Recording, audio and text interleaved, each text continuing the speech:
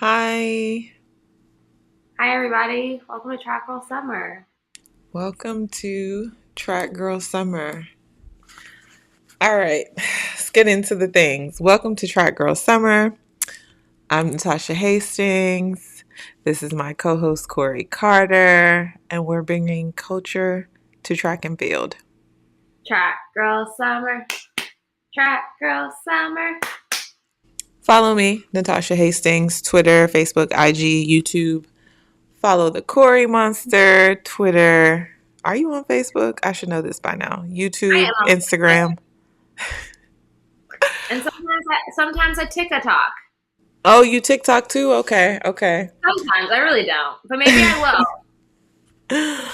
Follow Track Girl Summer, YouTube, Twitter, Instagram. We're popping on Instagram and Twitter. We're trying to catch up on YouTube. Listen, we can't monetize the channel without 1,000 subscribers. So we need y'all to hit that subscribe button.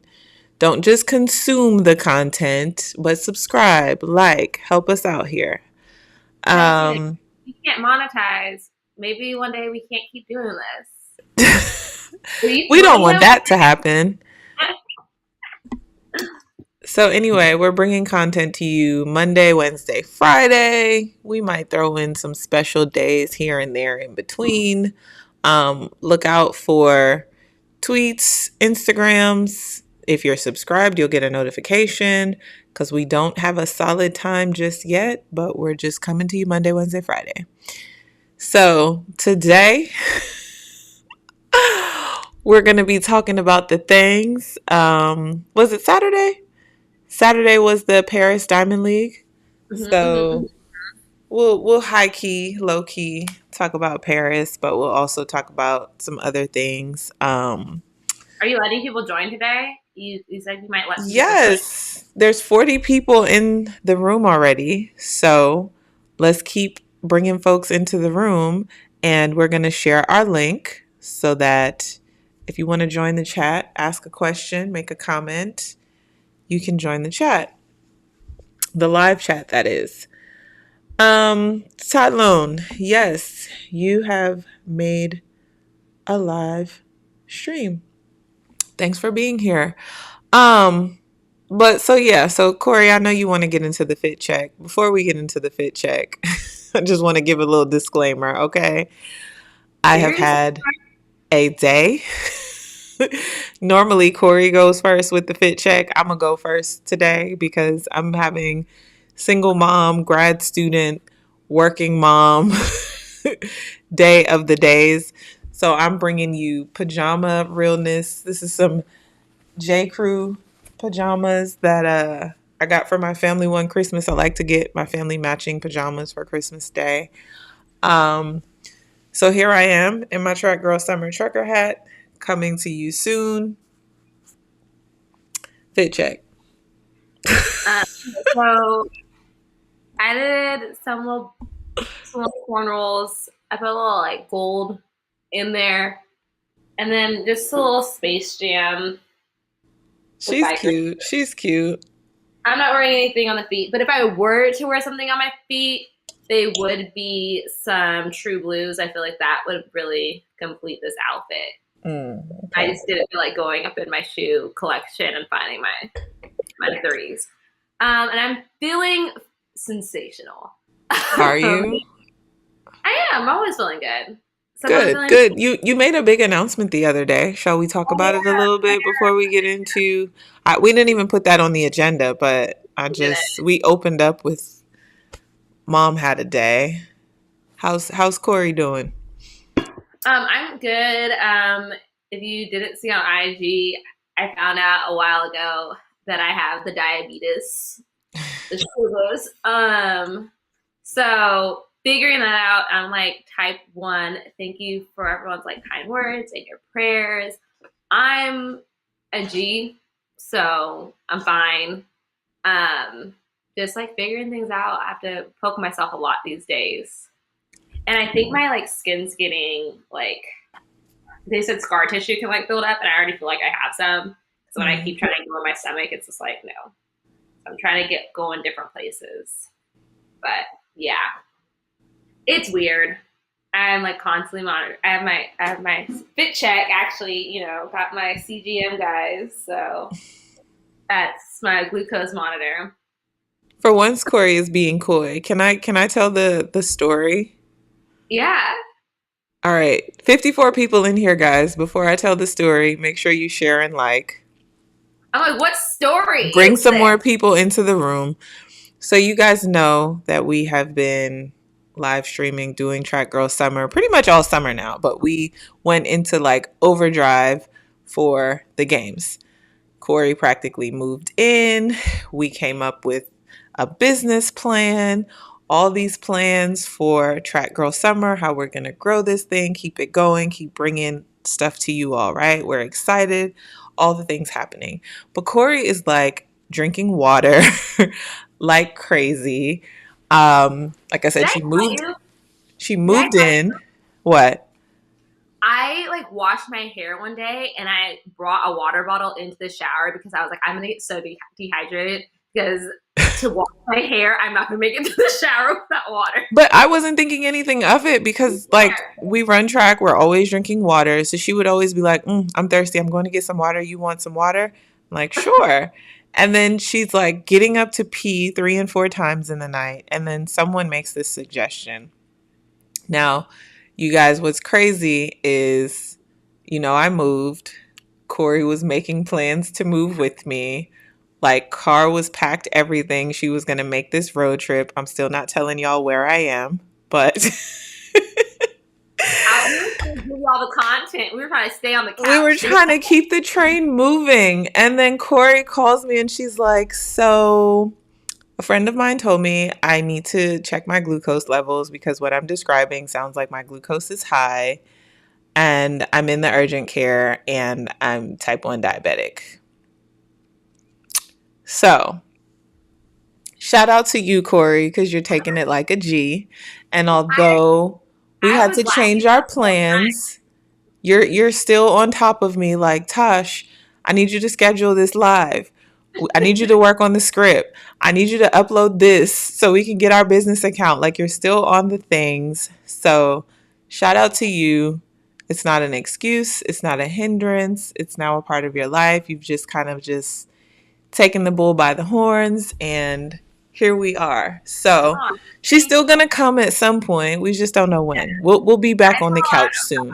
I have like a lot of doctor's appointments now. So I was just like, I kept being like, okay, I'm gonna come like after this doctor appointment and like after this doctor appointment. But yeah, I just when I found out I was funny because I was joking about it because I just didn't think it was like not that it was didn't think that was real, but I'm just like, what? It was very surreal to me. Mm-hmm. And I remember like you came by the hospital and you're like, how are you still like joking about this? And I was like, what else can you do at this point? But yes, but more importantly, Brown Mama wants to know how Liam's doing. Liam is good. You know what? Liam must have known that mommy had a day because I think we're on like day 16 since we moved and bedtime, his schedule has been a struggle and it's been a struggle for a number of things. Like summer was just like he had a big boy, hot boy summer. Okay. Like I'm like very routine, like bedtime is this time, dinner time, bath time, brush your teeth, all the things. Homeboy wants to stay up till 10 at night. And then since we've moved, like he's been waking up at like 3 and 4 in the morning. Well, thankfully last night he slept through the night. He didn't wake up till 6:30. And then tonight he was like, I'm going to bed. He was down at like 7:07. So, 707. mom had time to take a shower, shave her legs. I couldn't tell you the last time I shaved my legs. So Liam is good. Liam is adjusting. He loves his new school, which makes me happy. But he's adjusting to the new home.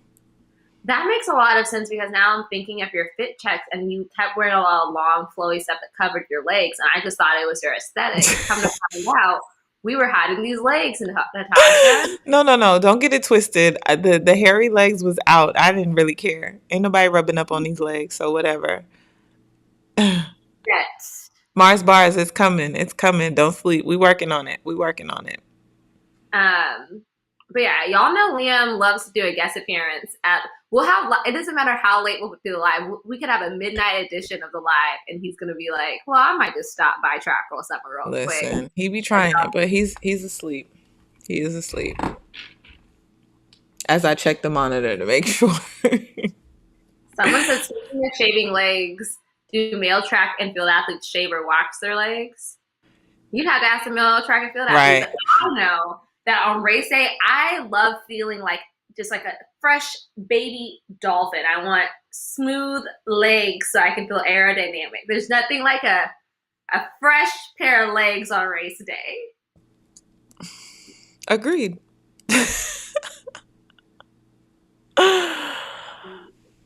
All right, we've talked enough about ourselves. Should we get into the things? Should we get into this Paris Diamond League? Oh, excuse me. I feel like I don't know. Like I feel like I don't know if people were tired. It's been a long year. It's been a long 2 years, or if people were just like, look, I'm getting ready for this final. Like it is what it is, Paris.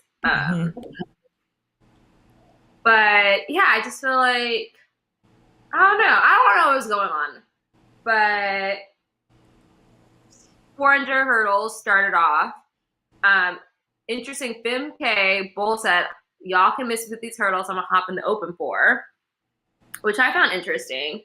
Because I felt like given the field, I would have been like, well, Shamir was still in the field, but maybe she didn't know, or maybe she just was like, I want to run the 400. But yeah. But Gianna Woodruff won, which I think that's her first Diamond League win. Yeah. Yeah, she trains with Dalila. Dalila, like went to USC. Like I've been running against her since I was in middle school, so like happy for her. She made a great move at the end. I like thought it was weird. It was like weird to the girl on the inside too in lane 1. Is that Haley? No. It was American, so it had to be Haley. Oh, yeah, Tara Haley. She ran a strong race from the inside. I'm so sorry. My dog is having COVID's been having a day. He's been coughing all day. Haley ran really well. She came off the turn with the league, but I feel like she started into like hurdle 9 or 10, and I feel like she lost momentum. Yeah. I think she like really took it out and ran a strong first 300, and then she looked like 9 and 10. She wasn't able to negotiate very well. Yeah, and then I feel like the rest of the world came for her. Yeah. For that, but it was weird to see Shamir. She like Russell was out like Geneva Russell was out fast, and she made up the stagger on Shamir by like hurdle 4 or 5, and Shamir just like did not respond and just looked like she was tired. Yeah. It like wasn't. She didn't hit any hurdles. It just seemed like it's been a long year. Yeah. I think that 4 hurdles is hard to maintain. It's hard to stay at that like level for a very long time. I feel like there's a short window where you could be fast, unless you're Sydney and Dalila, and then you can just run. Well, I won't even say that. I feel like, Sydney and Dalila, and most of them have been like really selective about where they've run. You know, Sydney and Dalila did not do a full indoor season, and Shamir did a full indoor season and a full fast indoor season. Shamir ran 49 in April. She opened up with that really good 400 at Texas Relays. It's hard to give that many quality races and in practically September still maintain it. So, she did look flat to me. And who knows if I think we all know that she's way better than what she ran, 57:18. So I think there was a little bit of like, I'm tired. I'm not pushing anymore through this. You know what I mean? Probably could have definitely run a lot faster than it, but sometimes it bees like that. Yeah, and sometimes if you like lose momentum of the hurdles, it's just like, what it's like. You know what it's like to get the bear on your back, right? Yeah. And then imagine that, and then having to leave the ground in a coordinated fashion to get over hurdles. Like, it just hits different. Yeah. But yeah. Sergey Shimway, I struggled with this because, and I talked to Corey a little bit about this because I'm like, I want to be respectful. That's like my number one thing where I'm like, I'm not gonna get on here and talk trash, but I had a difficult time watching the meet. I'm not gonna lie. Is Um, it you're saying is like, are we spoiled? are we spoiled? Yeah, like We got, man, we had like some exciting meets through the because I'm just like, Olympics, I mean, I guess Prefontaine. it's cool. Like, I just feel like we're so used to seeing world record, world record, world record, world lead, meet record, national record, area record, like, and now I'm just like, all you did was PB, I guess. Like, Corey, you spoke this mess into existence. what? What did I do? I think he's waking up. He's up. He's about to come out here. All right, continue. They were asking about him. He said, I heard y'all were asking about me. Oh, man. Why didn't Shamir do the 400 at trials? Because that's a lot. Well, I guess maybe. His 400 was just as stacked as True. And I think it's also like, I didn't. No one didn't see Shamir being in top 3. That's what I was going to say. I didn't think she saw Anna coming. Yeah. I mean, I was out, so. Yeah, you left it wide open for them. I didn't leave it wide open. No, but here's the thing: is the 400 is stacked, but I think there are like, I hate to use the word tiers, but it's like, okay, like, Sydney and the I'm sorry, Sergey, I agree. Like, when did 10-7 look so boring? And my question, okay, so let's just skip the women's 100. Since we're on it. Because also, like, why are we like this? And it's also like, yeah, you said that track is so exciting because we're seeing the rivalries and matchups. I'm just like, I don't want to see it without Shell. Like, I want both of them. I want, if we're gonna run 12-7, let's at least have two 12. Let's not 10-7, 12-7s. We're gonna run 10-7. Let's have two 10-7s. Like, I mean, I'm like 10-9. We're so. And I'm like, my question is, do you think that Elaine needs Shelly to run? Do you think they need each other to run those times? Well, she ran 10-7 last week with Shelly. When Shelly ran 10-6, she ran 10-7. So it's a question between, does she need Shelly or someone to push her that fast? Which I think the answer is yes. But I also think the answer is there's only so many times that you can tap into that 10-6, 10-5, 10-6, 10-5 before you start to go 10-7, 10-8. So, oh, you right. She ran 10-64 in that race. You right. She might need Shelly to pull her to that. To that. You are right. Y'all are absolutely right. It was 10-60 and 10-64. I thought I was like, but like, when did 10-72 become pedestrian? Like, when Elaine and Shelly decided that it was. When they started telling us that when they started saying that excellence was a standard. Like, so, I mean, you might be right. You might be right because Zurich, the final is coming up. So maybe, she did what she had to do to win, and might be right. Mom, are you trying to get in? Hold on, Kobu's making an appearance. He wants to be with me. My kid went back to sleep. Oh, well, thank God. Well, now he left. All right. Sharika does not get overlooked. Not in my book. Sharika cracks me up because every time I watch her run, I'm like, you don't look like you're moving that fast. Like, she Her looks analogy. like a quarter miler coming down the track, but she's running 10:8. Like, yeah. So you know what race performance I really enjoyed was the women's 3K. So there was 5 PBs in this race. But I wanted to talk about Francine. She ran 8:19:08 for a world lead national record, meet record. Want to remind y'all that she used to run the 800, but due Mm-hmm. to testosterone levels, she had to move up. And I think that the 3K is like the perfect race for her because at the Olympics, she was running the 5K and the 10K, right? And I feel like at the Diamond League meets, we talked about this last meet, like the 3K is kind of where you see the matchups of like your shorter distance people and your longer distance people, where you get the matchup of like, are we gonna go, is speed gonna win or is like strength gonna win?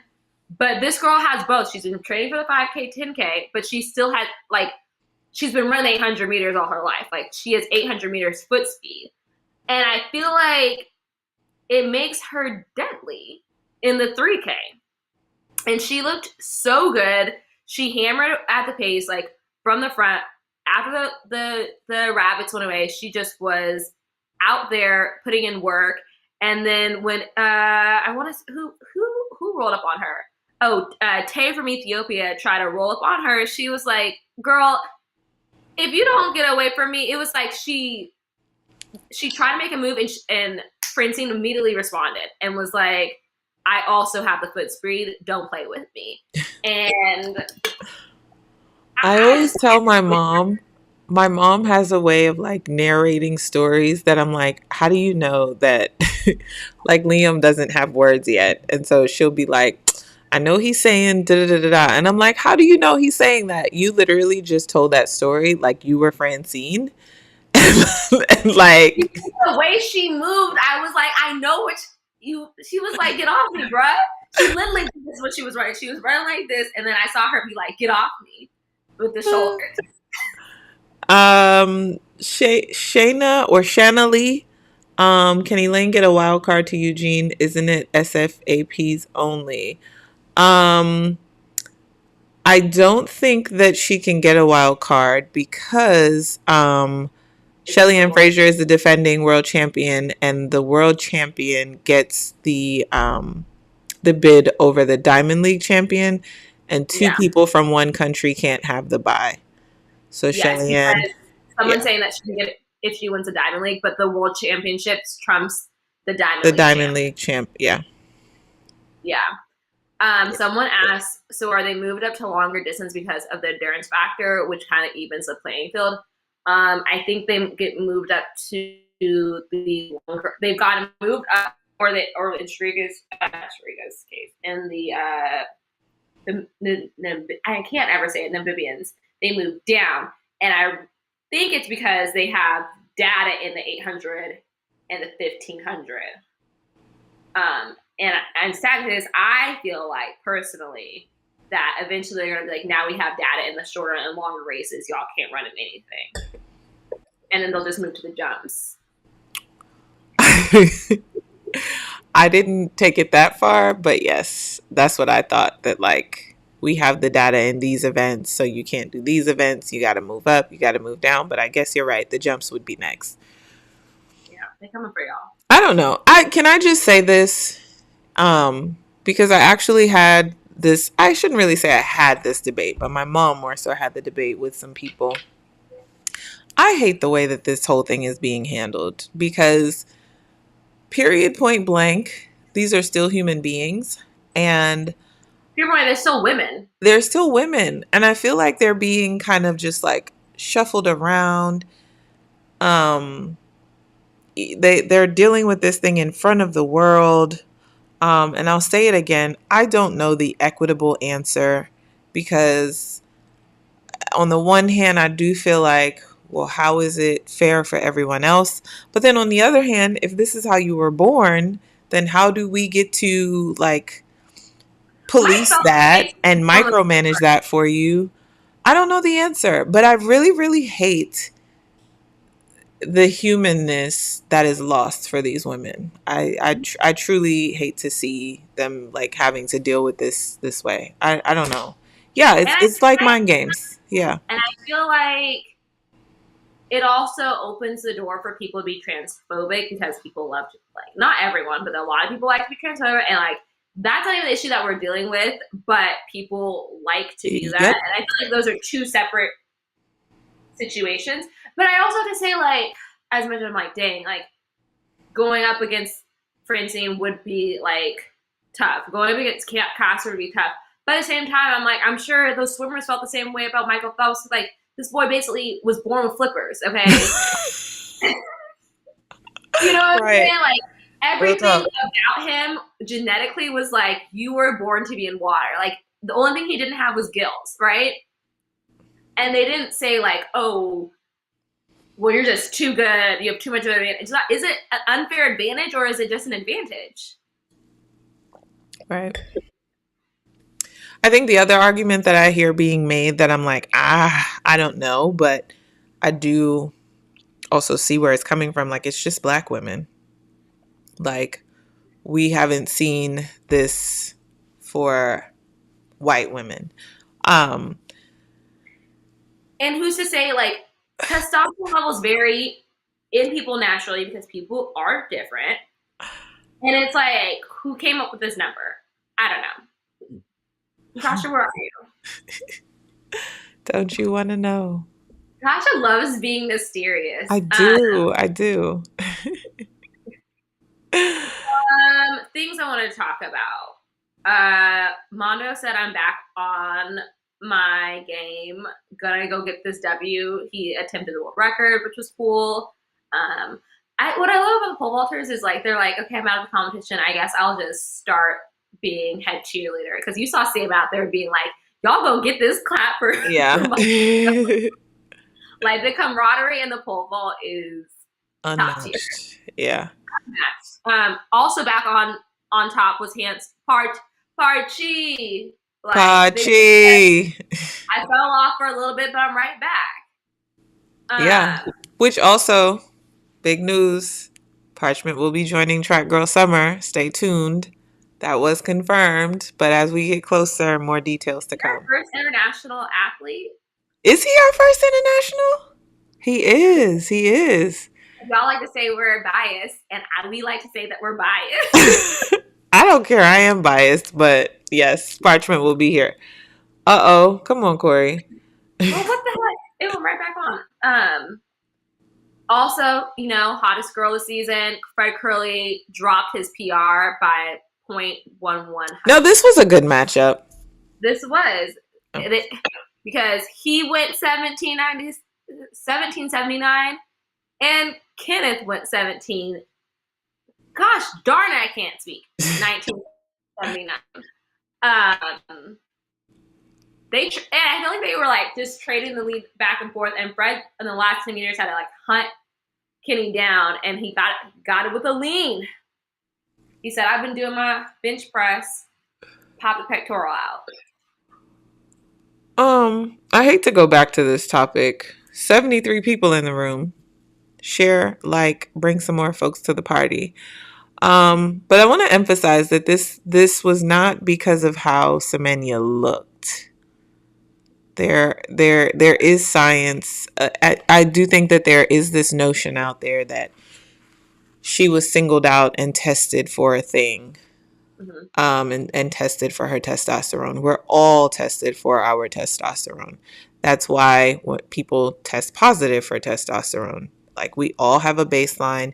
We all have that's what they call the biological passport, where we all have a baseline. When the baseline starts to look a little out of whack, it's like, hold on, wait a minute. Don't know what you're doing, but something's up because you're too far off your baseline. All of us, women, men, were tested for testosterone. So she was not singled out because of how she looked, or any of these women being singled out because of how they looked. But we're all tested. We're tested against what's considered normal. And when these things show up, then they've got to ask questions. So that's what that is. the biology nerd in me is like there has to be some sort of like biological evolutionary explanation to why we're seeing it mainly in Black women. I'm like looking at my bookshelf and there's this So book called The Sports it's Gene. it's a bit of socioeconomics because it does show up more so in Black children because it is mostly recognized at birth and the parents can decide then, but the parents have to be able to afford the surgery that's necessary. And so it turns out that most of us can't afford it. And that is why we're left with such and such. So there's a bit of socioeconomics behind it. I would imagine some biology behind it as well. You know, Um, the default sex is female. So if like mhm, something goes wrong in utero with your like reproductive organs or just like your development, like with your gender development, your body will just be like, okay, we're gonna make a girl then. mhm, So like that's how you can get like women with XY. Like if something weird goes, they'll just be like, okay, we're gonna make a girl. mhm. There's also been like this study where like Very biased. um We are very biased. I need to listen to this podcast one more time. But basically there was a study where like they gave mice, like male mice and female mice, the opposite. So like they were giving male mice estrogen Mhm, and female mice testosterone, and like they were able to change, like so they like basically ovaries turned into testicles. It was very interesting. mhm. Um, I need to re-listen to that because it's on. Jason Jason White. I'm sorry to cut you off, Corey, but like we kind of got to give a little bit of history. Jason says, I think the problem people are having with that is that there had to have been cases before. So why is it that it never became an issue till Castor? Well, up until the 2004 Olympic Games, when you entered the Olympic Village, you had to do a gender test. And when you did the gender test, you were given a card that stated male or female. Since 2004, they've done away with that. And so now we're starting to see prevalence of things, but once upon a time it was policed. And so again, this is where I'm like, there's this notion that people are being singled out, and maybe they are. I don't have all the facts, but I do know that once upon a time when you entered the Olympic Village, you had to take a gender test and you were given a card verifying your gender. So there's that. Back to you, Corey. I don't know. I don't know why my mind works like this because you know how people were like, "I'm taking your black card, I'm taking your woman." Yeah, like literally. Like and I mean, even when you hear that, you're kind of like, really? Like that's what you had to do to go into the Olympics? Or Brooklyn Fine Ass, wow, is Corey a doctor or a scientist or something? Give him your Corey is a Stanford grad, biology major. Okay, come on. You know, come by a human biology major. Come on. Come Yes, on. that. Um, and I just am weird and am obsessed with the human body. I think it's the coolest machine ever. So I like things like that. Ever. You really learn how cool it is when you give birth. It's kind of cool and gross, but yeah. Speaking of cool and gross, in Stanford, when I was like at Stanford, we were going through like this. What is the curriculum? Basically, we were learning about child development, and we were learning like basically from fetus. Why are you? What are? All right, more Natasha. We need it more Natasha. But basically, we go from like fetus to a child, and they assigned us to watch this video where it was like, oh, okay, like this is what's happening with the sperm and the egg, blah blah blah. They didn't tell me that it ended with a live birth, a video of a live birth, and I was like, I was at Axapalm, which is like our local diner. I'm just like, I hope people don't think I'm a pervert because I just have like a baby coming out. But the human body is very cool. You had two cousins who went to Stanford class of 2016. Oh, I'm sorry. Um, speaking of development of children, You're right. we wanted to have a conversation because I feel like we see a lot of these track phenoms. We see like the Sydneys, the Ajay Wilsons, the Things, the Noah Lyles, the Alison Felixes, the Candace Hills. And it's like, I have strong opinions about this topic. Go ahead. Okay, so the conversation we wanted to have is like, okay, as a parent, you want to invest in your child and you might see some talent in them, but like what is pushing them too far? What is like investing in your child? What is damaging to your child? Because sometimes I think you see these kids going pro out of high school and you think, well, maybe I should have my child training, like a pro athlete. So, because, so they can go pro. And I just would like to say to parents, like, chill. It's not that deep. If your child's gonna be Sydney McLaughlin, she's gonna be Sydney McLaughlin. Period. And one of the things there's like so many things I want to talk about this. But first, what I would say is like the scientists in me would love to do like a study on when professional athletes start track and field, because I started track in 7th grade. We heard Jessica, because I feel like we've been interviewing a lot of people. Jessica Beard said she started in high school. Allison started in high school. Ajay started in high school. So they went on to be great. I think Eric started in high school. Yep. You and Sandra running in Pampers, but I'm an outlier.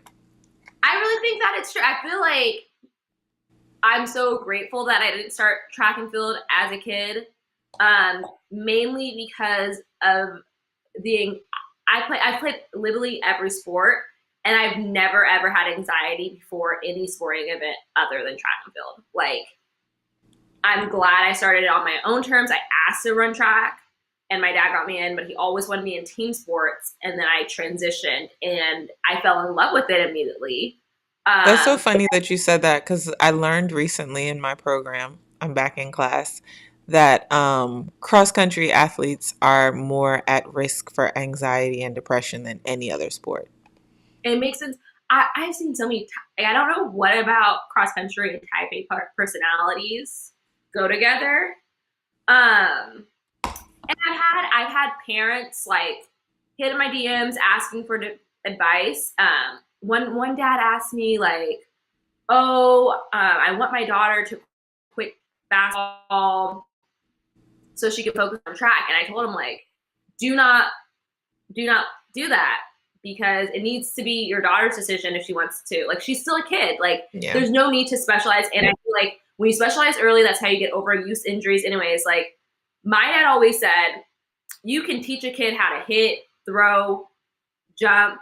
You cannot teach a child how to be an athlete. An athlete's going to be an athlete regardless. If you get kids involved in sports and they're active, you can't teach height, you can't teach athleticism, can't teach speed, But if they have the tools, it doesn't matter when they started, they can put it together, if that makes sense. Mm-hmm. And not fun fact, but fun fact. He actually hit me up like a few years later this year, and he was like, my daughter like is doing great. She made the state meet. I'm so glad I didn't force anything on her, because you see a lot of kids like resenting their parents when you force them to do something, because honestly, I feel like sometimes it's y'all living out your own dreams vicariously through these kids. Uh-oh. And I saw like another dad hit me up talking about like, well, what was your diet in high school? And that just threw me for a loop, because he was talking about his like high school daughter, which I'm like, at that age, it is so easy to get an eating disorder, especially if your father is telling you you need to be on a diet. And I was like, this Mm-hmm. is for being on a diet and eating healthy. Like I ate healthy as a child, not because my mom was like, you need to, be a performer, but it's because my mom made home cooked meals, so I wasn't eating junk food because Mm-hmm. we were having like real food in the house. And I felt like I feel like I told him like, and if you are going to restrict what she eats, you need to restrict what you eat because you can't be asking her to do something you don't do. Like if you want to be like, as a family, let's get healthy, that's one thing. But to be like, you need to be on a diet for your performance. I mean, we gotta. Someone's like, "Are you reading the comments?" I'm trying to get my thoughts out. That was And Diane Dixon. Diane Dixon. Natasha told me to stop reading the comments and get distracted. Um, but and someone said lots of kids have started specializing early, but you see them burning out in their 20s. And like I started track late. I started track with the girls who was running at 5, running at 6, and they were faster than me. Were they faster than me, or did I not know how to use blocks? But I'm the only one still, other than Gianna, still running at this level. Like a lot of them did not make it out of college, and all of them didn't finish their college track careers. And I think it's because they got burned out. That's one of the things that I say a lot, that like I am one of those people that I started early, but I was blessed in that my mom was like, no, she's going to be a kid. Because it was the same thing with my mom. My mom started running when she was like 7 or 8. Yeah. But the people that surrounded her were like, okay, my mom actually did the long jump too.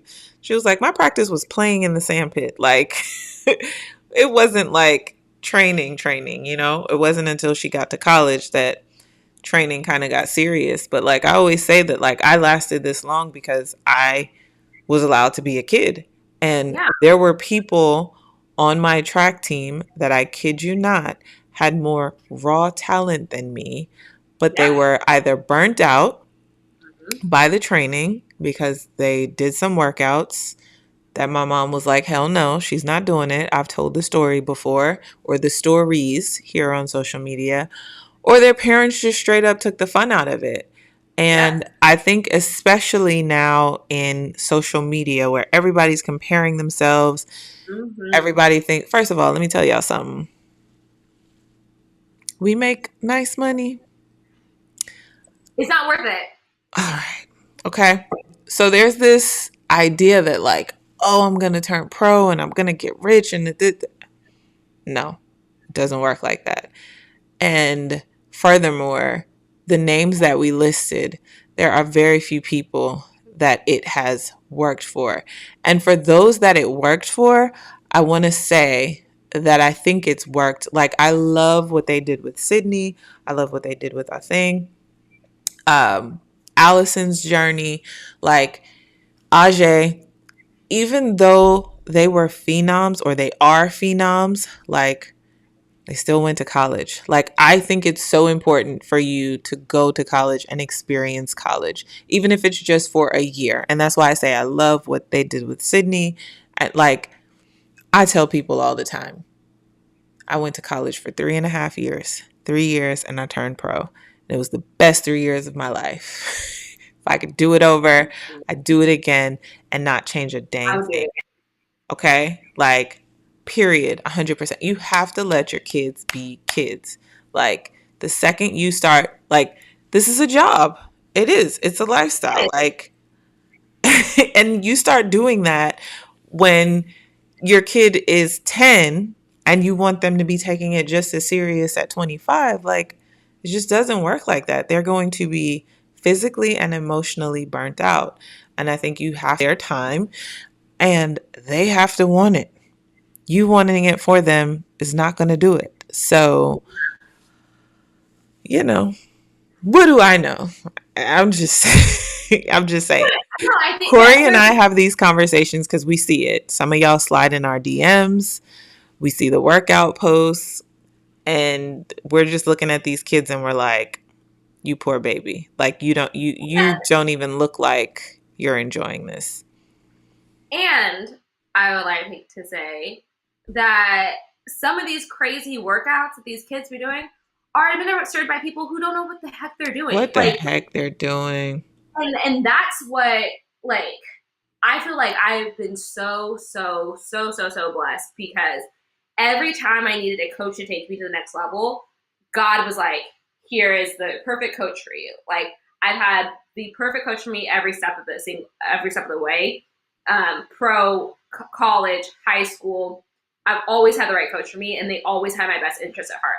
And some of these, and they never overtrained me, overworked me, but they helped me, like, just capitalize on my gifts, right? Mm-hmm. And I think it's really important that, like, you have, like, if you're a parent, you're going to some of these practices and making sure, like, everything's on the up and up, and your kids in a safe environment, because it takes literally nothing to become a certified USA track and field coach. You go to one little seminar on the weekend, and you are a level 1 coach. You do safe sport, but I'm I just I want kids to be kids. I want them to enjoy life. I want them to. I'm telling you, this is how you make kids be successful. Because I'm like I really want to. And that's what I think I'm gonna start asking people when we do the interviews, like when they start running track, because I'm going to tell you it's gonna or when you start being serious about track. Yeah. And I had a private coach in high school, and I was training very hard. But one, it was because I wanted to, and two, because my high school coaches, they didn't have the resources to coach me. I was coaching the other hurdlers. I don't think that every high school athlete needs a private coach. I just think you should do research and make sure whoever's coaching your kids is qualified. Yep. When did you go a little bit there? Aisha's funny. You know where that's from? Chewy, I'm gonna put the link to call in the chat because we just hit 47 minutes. Hey. Aisha, can you if I put it in the chat, can you pin the comment? How do I do this? Wait a minute. I thought I was going to. I also would like to say another thing, especially when it comes to female athletes, is you can be running fast at 12, 13, 14. Let puberty hit and your body changes. Like, I'm trying to tell you right now, I had friends who I hurdled with. By the time we got to college, they were getting recruited for a shot put because their body changed, and it was a completely different body type. And I will tell you, as a coach, I've been around a lot of college coaches, and they would rather recruit athletes who are a little bit slower, who have raw talent, than an athlete who's running significantly faster. But you already do weights, you already do plyos, you train like a pro. So how am you squeeze every single What am I improving? What is the upside? Yep. Collegiate program. How are you supposed to get better if you're already doing these things? Like, Yep.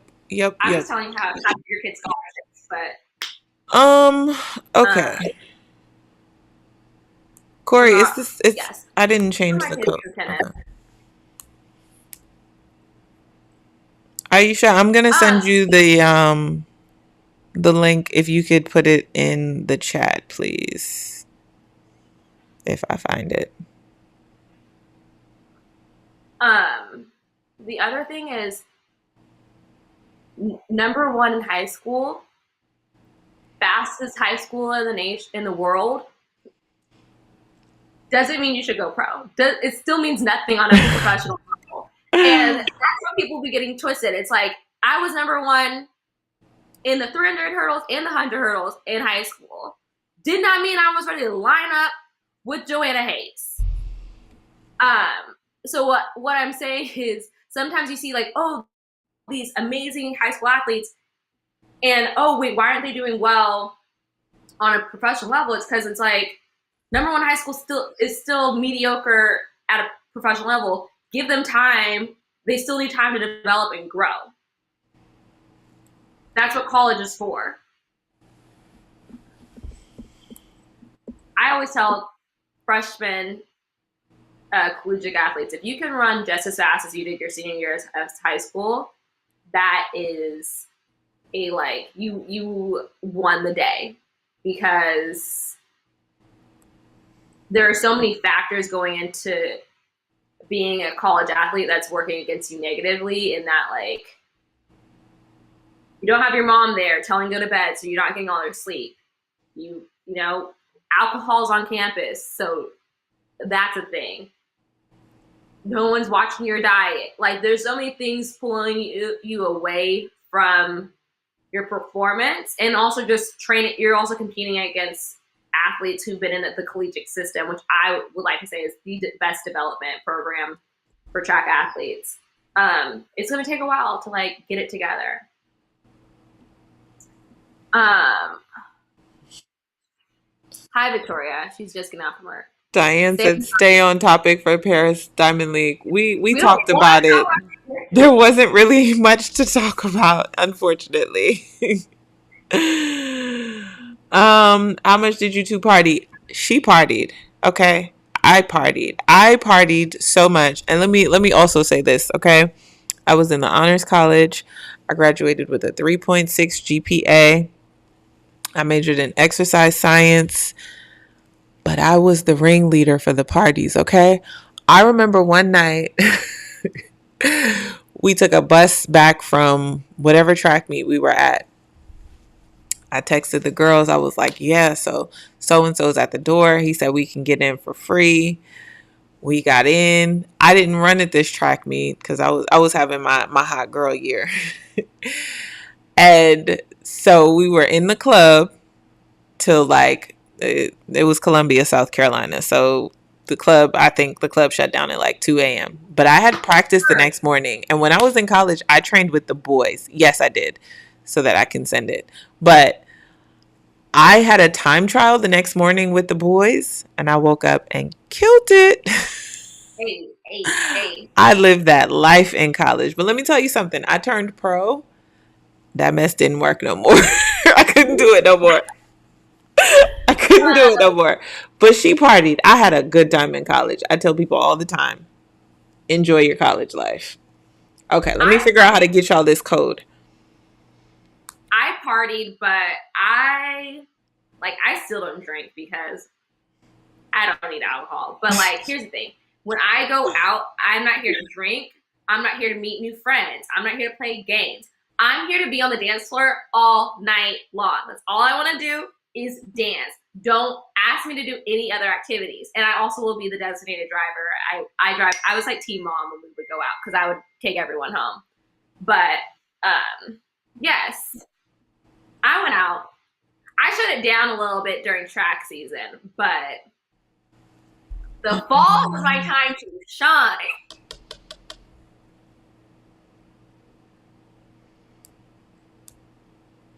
Is there anybody that looked less of a track and field athlete than Tyra Banks and higher learning?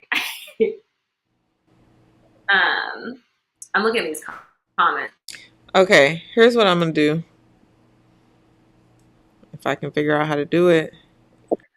All right, figure it out. Yeah, because I'm not staying on YouTube live with y'all all night. It's already 10:25. Sis got class in the morning. Okay. She says she's not partying anymore. Days are behind her. Okay. I'm putting the link in the description on Track Girl Summer live stream. Because some of y'all are watching from Natasha Hastings, but you should be watching from Track Girl Summer. So if you go to Track Girl Summer, it's currently in the description for the Track Girl Summer live stream. So it's there.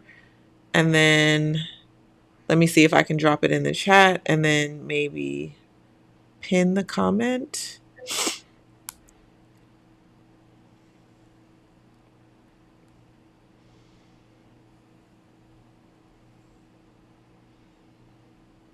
Proud of you, Natasha, figuring it out.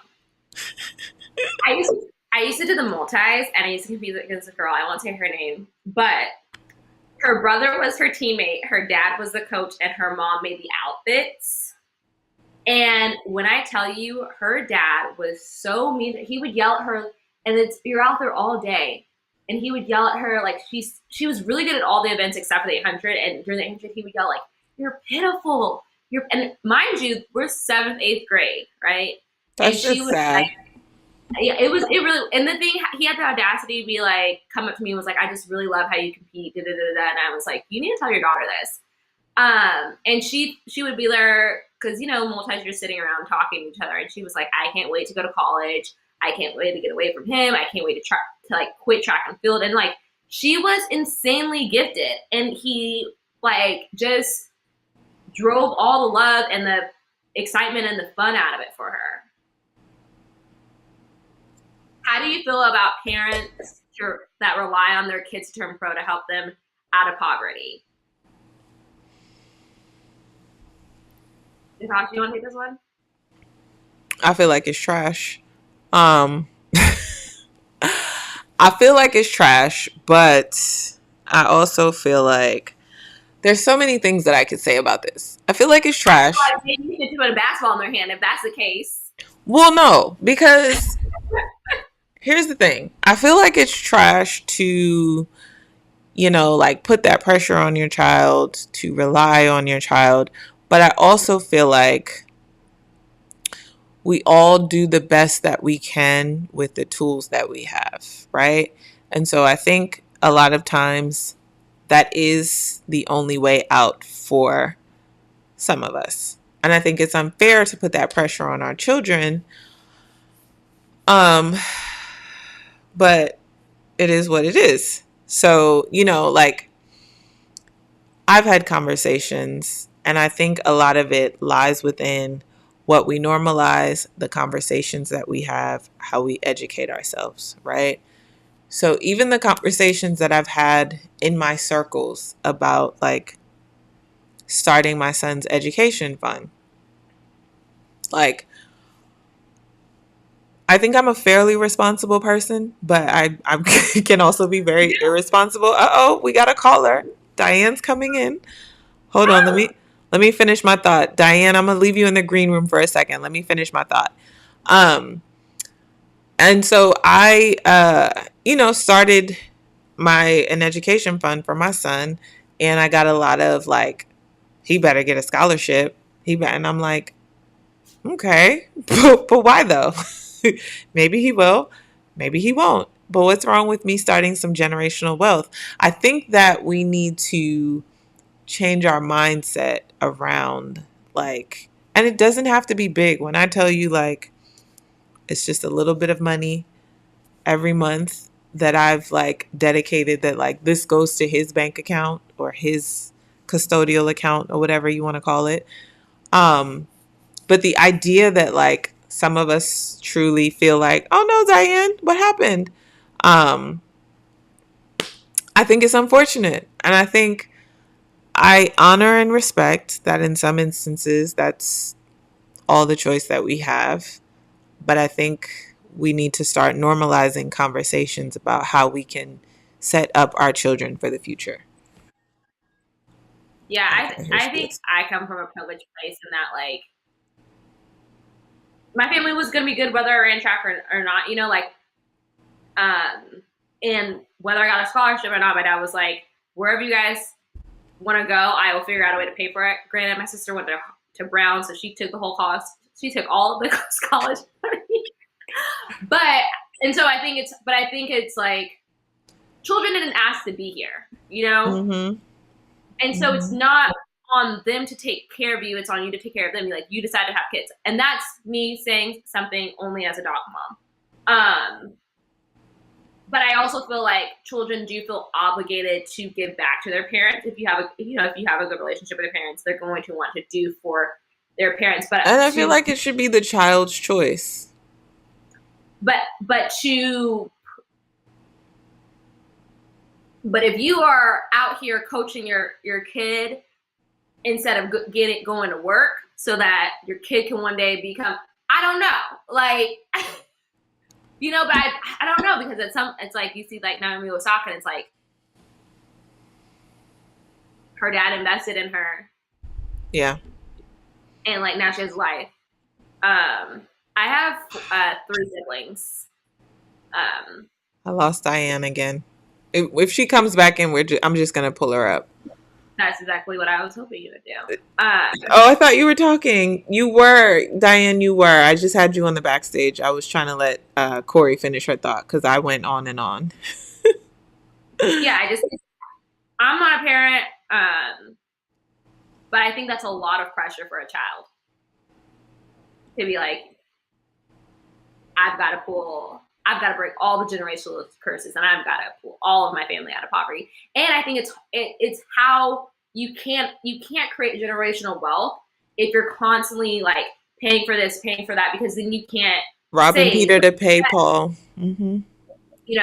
And so a lot of times people think, because I always say track and field is a job, not a career. Mm-hmm. In that, at some point, most people earn potential goes like this. Mm-hmm. Ours goes like this. Yep. And it's a very short career, even if you're lucky to have a long career. Allison's athletic career turned 18 this year, okay? Mm-hmm. Went to college. So at some point that money's gonna dry up.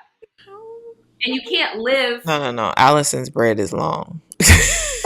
but to your point, she invested very well, and like yeah. But what I'm saying is, like, even if you run for 20 years, right, you're not gonna be making track money at some point. And so I feel like I can't live my life as if I make the money that I make. I have to live my life like I don't make that type of money, because at some point I'm not. And I try to live on very little means and invest and save. But I can do that because I only have to pay my house note. I don't have to pay my mom and dad's. And so it allows me the luxury of doing better for myself, so that someday I can be like, oh, nephew, here's a car, auntie bought it. That's what I'm working for. I want to be the I learned in I can't remember which course it was last semester, but it was about like biases and privilege, more so privilege, and it talked about how white people are afforded the opportunity, and before somebody comes and gets me together, I know that there are poor white people as well, but it talks about how in white people you see wealth spread, it's passed down, it is truly generational, whereas in Black communities we have to spread our wealth laterally. And it was a book that I read, actually, and it really opened my eyes. I was really surprised about it because I just knew I was going to be pissed off about it. Huh? What's the book? I want to read it. It's on my bookshelf. I can't remember the title right now, but it was something like I'm a white girl. It was a white author. But she basically wrote the book from the stance of like her privilege. And it really like made me even sit with some things that like I am privileged for, right? Like sitting amongst my peers and them talking about student loan debt. Bro, when I tell you that is the biggest financial hack of all time, was getting a scholarship, not having debt. And you know what? That's a privilege, and it's not anything. I think we get up in arms when we talk about privilege. Privilege is only dangerous when you are ignorant to your privilege. Okay? And when you wield it. And you don't acknowledge it, and you weaponize it against less privileged or underprivileged, underserved. But like, it made me sit back and I was like, yeah, I have friends that can't walk into the bank and get a mortgage because they have too much student loans. But we live in a culture where go to school, get your education, and everything works out. Well, you get your education and your education costs more than what you'll ever earn. So But conversation it's just went here, yeah. there, and everywhere. But point It being, went everywhere except for to Paris. Let me tell you. point being, start a 529 for your kids. Start a 529 for your niece or nephew. Everything Right. that you put into the account is tax deferrable. Okay. Um, just think about the kids, man. Stop putting these pressures on them. I really just want to be able to like one day give my niece and nephew matching cars and be like, and something so ridiculous to where my sister. I live to piss off my sister with the gifts that I give. Every year I win the gifts. And people say Christmas, birthdays, it's not a competition. It is. Um, it is. Have you ever seen a child not want to open up the rest of his presents because he's opened up Auntie's present and so he's good? Been there, done You're that. petty. You're absolutely petty. And you know this. I'm still beefing with him. He does think he's faster than me. I cannot wait to fly out to California Diane, specifically. where are you? And anyone else that wants to call in because I'm about to cut this. Go ahead. But yes, you're still beefing with your nephew. I am still beefing with my other thing, but he still gets whatever he wants. When I went home last time, we did special days. So I took my kids to like each one had their own day, and we went somewhere special. And it was all about them, and you don't take nothing but a little ice cream to make a kid feel good. But they can get 2 scoops because Auntie's got it because she's been saving. It's basically what I'm trying to say. Oh, is this a call in live? Yes.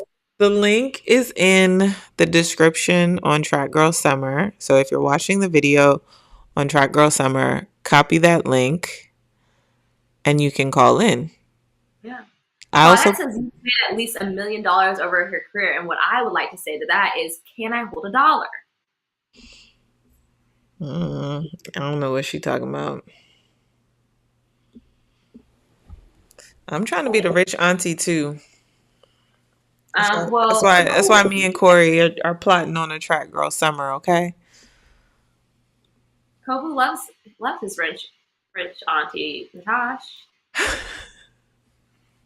You know, kid blame free, y'all. That's why I be work. When y'all see me running home on the home stretch, like giving my life, it's because kid blame free. I'm out here trying to make sure my dog eats.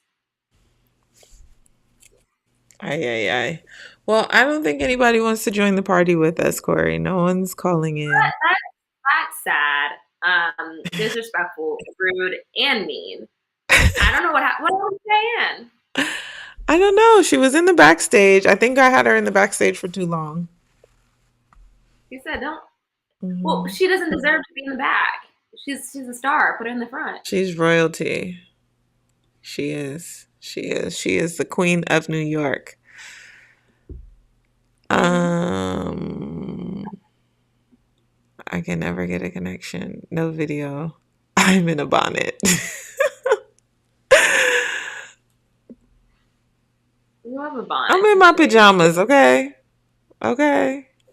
I look cute, so I don't know what to tell you, Aisha. These locks, the roots, oh my God, they're just terrible. You made these out like 3 weeks ago. I should have took you up on your offer when you offered to take them out, but we needed to pack. That was more pressing.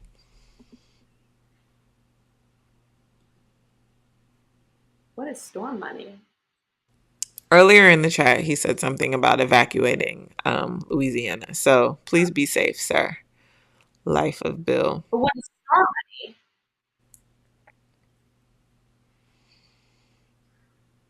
I don't know. But I'm trying to get some storm money too. I like storm money, sunshine money, cloudy money. I like money. I get money. All right. Well, are we waiting for Miss Diane, or are we just gonna call it? I think we're gonna call it. Nobody wants to fact that you're singing tells me that it's about to be rap because you ain't never snapped. Auntie's tired. My kid has been giving me the beans. Why is race always discussed as a black-white thing? Plenty of Asian, Hispanic, specific others get no attention. Well, I discuss black because that is my experience, and I don't have the knowledge to speak on anything else. And Asians, Hispanic, Pacific Islanders historically have not been the one oppressing us, so that's why, from my point of view.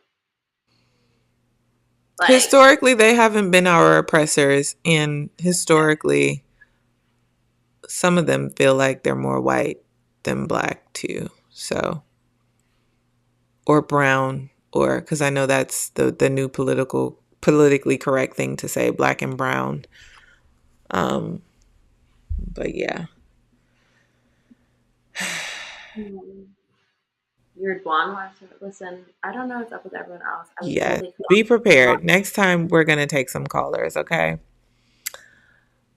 I'm glad James really enjoyed the show because I don't know what we talked about today. No, we're not saying that they weren't. We were saying oppressed and oppressor. Okay, so we aren't saying Asian people haven't been oppressed. I'm saying they haven't been oppressing us. So when we talk about race relations, I ain't got no beef. I ain't got no beef with anyone. But like Asian people haven't created problems for my people. And Hispanic people, no, me and Hispanic people get along like that. I lived in Casa Zapata my junior year or my freshman year of college, and all of my best friend from high school is Salvadorian. And let me tell you something. My life was changed when I went to the beach with her family, and I had ceviche for the first time. What's going on with you with my time off? I'm still nursing an injury. So I'm just kind of taking it slow. I also, dealing with diabetes. Why do you play so much? Because it's like, what, why, who, what, where, when, how, Sway? I just really wonder how long you've had diabetes and didn't know. Oh, I think it's been a while. But here's the thing. I'm not taking this seriously because how can I take it seriously? But I also want to address this. Well, black women, the Asian community, and hair salons, I'm just saying, that's actually pretty oppressive. And I'm going to tell you why. Because they take the black dollars, but then they do things to block black entrepreneurs from getting into those spaces to buy those products to sell in our communities. So they have monopolized the beauty business. They move into black neighborhoods and sell products to black women. And if a black person tries to enter the business, they're blocked out of the business because they raise the prices so much that if a black person does buy into those companies, when they try to resell them and make a profit, they have to sell at higher prices. So what happens? Black people got to go to the Chinese store to get those products. So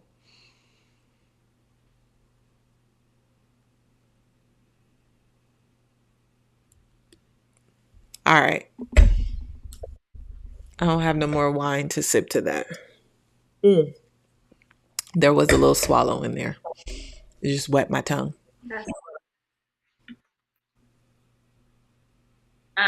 Do I think the diabetes is prolonged? That's a good question.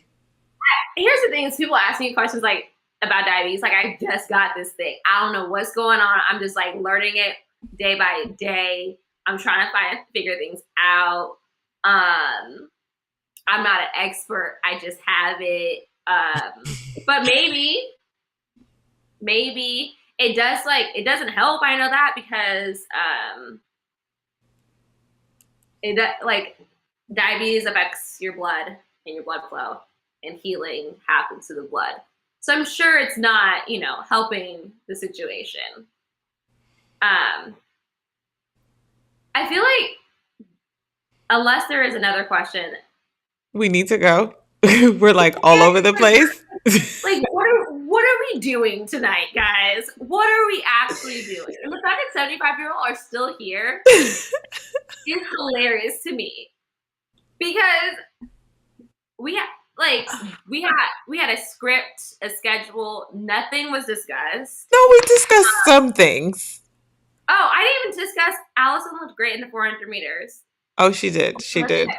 And then She she looked said, even better living her life with Kenny, just going through Rome. for the day, Like having mom fun and dad out sightseeing. like a little mini honeymoon. Do you think athletes are clinically depressed or anxious? Yeah, I think there's correlation between depression and anxiety and injury for sure. Your mind and your body are definitely connected. That is a study. That is definitely a study that needs to happen. I'm sure it has. I feel like, have you heard of like the female athlete triad where it's like it's not, I don't think it's like depression, but like if you aren't eating a lot and you're running a lot and then you lose your period and it's like a whole thing, and your health goes down. But a lot of times it's because you have eating disorders, and eating disorders I'm like definitely connected to anxiety, depression, and that leads to injury. I know I need to here's the thing. Because I know I need to be an expert on diabetes because I definitely have it and it could definitely kill me. And I need to stop playing games. But it's also at the same time, I'm just I'm the queen of compartmentalization. So I'm just what do I need to know for today? And then I'm slowly, because I don't want to overwhelm myself. Because what am I going to do? Deal with the issue head on? Like an adult, guys? That's not me. What I'm going to do is take my little insulin, make a couple jokes, and call it a day. But I'll do some more research for your benefit and mine. Also, what I would like to say, Natasha, is Otto Bolden agrees with me. He was like, this sudden death in the field events is wiggity whack. Who agrees with you? Otto. Oh, and he said that he hopes that this little experiment will not return for next year and that we're done with it. And he said many fans and athletes don't rock with it. So that's what I learned from Paris Diamond League is that I was right. Natasha was wrong. This is an atrocity. The sudden death in field events. One thing about me, I don't care about popularity. So I stand by what I said. We're conditioned to like things how they are. We don't like change. No, it's not because it's how they are. I have a trials, semi, and final. I don't have 6 opportunities, and you take the best out of my 6. So I'm not mad at the sudden death because my final counts over my semi performance and my trials performance. That was actually one of the things that I wanted to talk about, but we're running kind of late because I wanted to talk about, and maybe this is a video topic in itself. Watching the women's 100 hurdles and seeing how when you look at the finals, how being in the right semifinal can make the difference for somebody medaling that wasn't necessarily picked to medal, but it's all a part of the game, right? That and you see it in tennis with the seeding and how many matches you have to play and who you play against up until the final. You see it in the NFL with the playoffs and who you match up against before getting to the Super Bowl. But I do think that it makes for an interesting final and it makes for an interesting shakeup of things where you're like, oh, so-and-so definitely has to medal. But then something happens in the semi that works to someone else's advantage and it allows them into the final, or someone that we thought should have been in the final doesn't make it into the final because they were in just a crazy semifinal. I think it all makes for the sport to be exciting. And I think we've been talking about how do we bring excitement to the field events, not saying that the field events aren't exciting because they are I don't think exciting. this is how you do it. I don't think this is how you do it. I put my glasses on because I'm right. All right. I don't have to be popular. I'm just saying. Fun fact, this is also diabetes. Jason White, I don't know if you said this because I wasn't looking at the comments. I try not to look at the comments while I'm talking because I will get thrown off. But I said what I said. Yes. Why are y'all messy? Why are y'all? Listen, we are a shady bunch, but don't. No. No. The answer is me. Let me stop.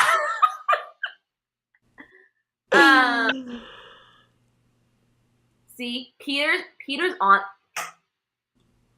Peter, you're correct. He said, but I think it discourages folks to go all out on the final attempt, so it's less exciting since no world records on the last jump slash. So think about when we were talking. Did you ever go and watch? I'm gonna send it to you. The Mike Powell versus Carl Lewis. That was exciting field events. That's how you put on a show. Okay. Mm-hmm. Not this old sudden death. But if you bought it, you show up in the final, and like Aisha said, that's what I'm saying. Someone's best run could be in the semis or heat, and that wouldn't count for the win. No one runs. You run the semi like a final, but you don't run it like a final. You run it like a final. You run it like a final, but you don't run it like a final. You run it like a final. I run first 8. I run first 8, see where I am, and then I shut it down. I don't run all 10 hurdles. Did I? I'm almost afraid to scroll up and see what the shady question was. I need to go to bed. Like,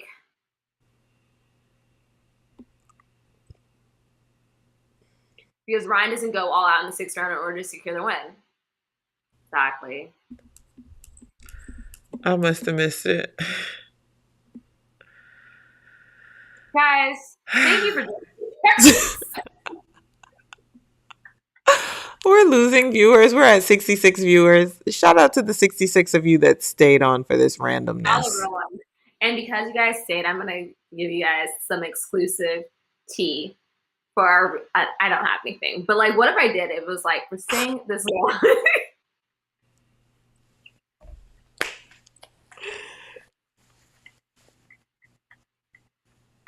Let me go. Well, you got to do our outro. Thank you for joining us at Track Girl Summer. I'm Corey. This is Natasha. Follow us at the Corey Monster, at Natasha Hastings. Follow Track Girl Summer. Subscribe to our YouTube channel. Follow our Instagram. Like a couple pictures. Post it on your story. Retweet us on Twitter. Call your mom. Say, hey, get on YouTube. Subscribe to Track Girl Summer. Do all of those things. We're going to be back. What day is it? Is it Monday? Has the week only started? Y'all, thank you for joining us. This was the most random live stream that we've done.